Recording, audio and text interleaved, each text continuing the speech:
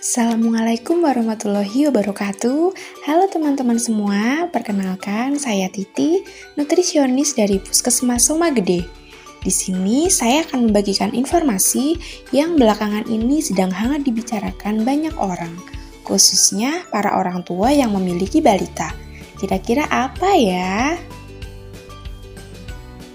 Yap, benar banget teman-teman, stunting. Teman-teman semua udah pasti sering banget kan dengar stunting? Apa sih stunting itu? Menurut WHO, stunting adalah gangguan tumbuh kembang pada anak yang ditandai dengan tubuh yang pendek disebabkan karena kurang asupan gizi, terserang infeksi, maupun stimulasi yang tidak memadai. Angka kejadian stunting di Indonesia berdasarkan hasil survei SSGI pada tahun 2021 yaitu 24,4%. Angka ini masih jauh dari target capaian RPJMN yaitu kurang dari 14%. Stunting menjadi prioritas nasional untuk segera ditanggulangi terkait dampak yang ditimbulkan di masa yang akan datang. Di antaranya yaitu perkembangan otak yang terhambat, menurunnya kemampuan belajar, dan resiko terkena penyakit degeneratif di usia dewasa, seperti diabetes mellitus, hipertensi, dan penyakit jantung. Stunting disebabkan oleh faktor multidimensi. Yang pertama, tidak hanya karena gizi buruk, tetapi karena praktik pola asuh dan pengetahuan yang kurang pada saat ibu hamil, melahirkan, sampai dengan praktik pemberian makan pada bayi dan anak yang belum tepat. Yang kedua yaitu layanan kesehatan pada saat kehamilan yang belum optimal, termasuk pelayanan antenatal care dan postnatal care. Ibu hamil dianjurkan untuk rutin memeriksakan kehamilannya kepada petugas kesehatan agar dapat memantau perkembangan janinnya. Begitu juga setelah melahirkan dengan rutin melakukan pemeriksaan pada masa nifas sehingga meningkatkan pemahaman ibu mengenai perawatan bayi yang baik.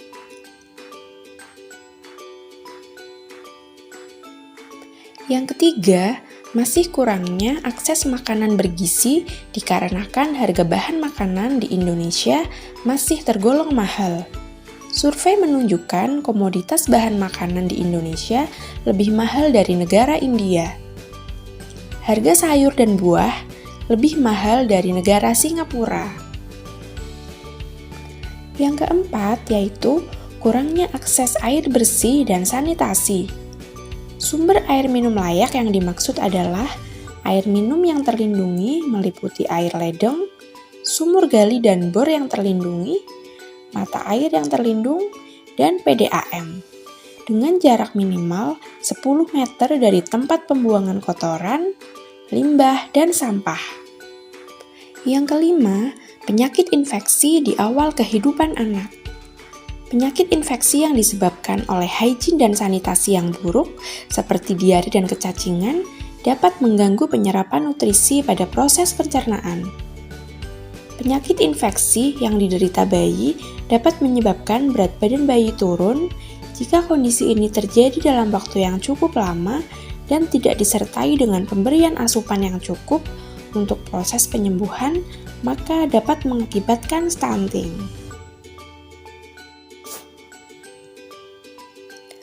Lalu, seperti apa ciri-ciri anak yang mengalami stunting? 1. Anak bertubuh lebih pendek dari anak seusianya. 2. Proporsi tubuh cenderung normal, tapi anak tampak lebih muda atau lebih kecil dari usianya. 3. Berat badan rendah untuk anak seusianya. 4. Pertumbuhan tulang dan gigi yang tertunda.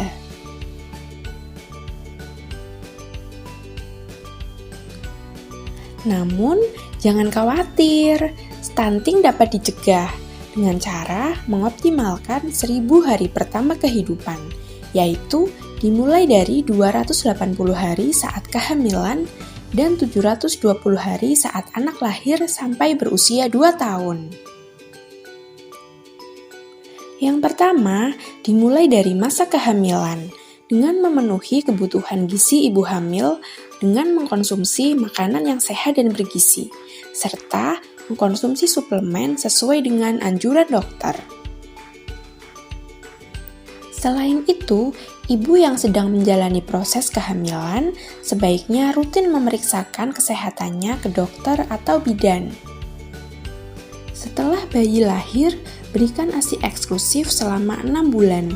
Kandungan protein whey dan kolostrum pada ASI dapat memberikan kekebalan yang melindungi bayi dari penyakit infeksi dan mencegah terjadinya stunting.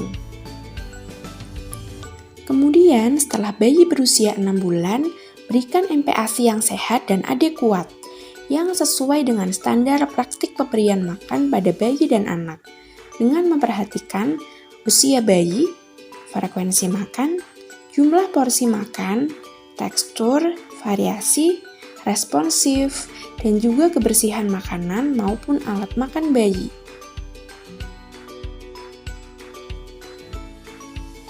Selanjutnya yaitu dengan memberikan imunisasi dasar lengkap pada anak tepat waktu, sesuai dengan anjuran Ikatan Dokter Anak Indonesia agar anak sehat terhindar dari berbagai penyakit. Kemudian, selalu memantau tumbuh kembang anak, terutama dari berat badan dan tinggi badan, dengan membawa balita ke posyandu rutin setiap bulan maupun ke klinik khusus anak. Yang tidak kalah penting yaitu selalu menjaga kebersihan lingkungan. Seperti kita ketahui, anak-anak sangat rentan dengan serangan penyakit, terutama jika lingkungan sekitar kotor. Faktor ini secara tidak langsung meningkatkan peluang terjadinya stunting. Nah, sudah lebih paham tentang stunting kan? Yuk kita sama-sama cegah stunting dengan mengoptimalkan 1000 hari pertama kehidupan. Sekian informasi dari saya, semoga bermanfaat ya teman-teman. Wassalamualaikum warahmatullahi wabarakatuh. Salam sehat.